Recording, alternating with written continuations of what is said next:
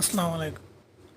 সুনামগঞ্জে নবী মোহাম্মদ সাল্লাল্লাহু আলাইহি সাল্লামকে নিয়ে কটূক্তি করায় সামাজিক মাধ্যমে ছড়িয়ে দেওয়ার কারণে লিটন নামে এক ব্যক্তিকে গ্রেপ্তার করে পুলিশ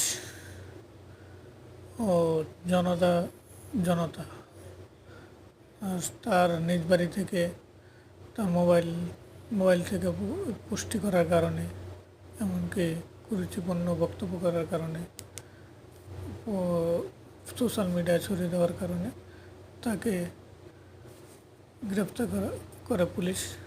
পরে সেনাবাহিনী আশ্বাস দেয় যে তার বিরুদ্ধে উপযুক্ত প্রমাণ আছে, উপযুক্ত শাস্তি তাকে দেওয়া হবে। ছাত্র জনতা ও বিক্ষুব্ধ জনতা ও পাশে ছিল।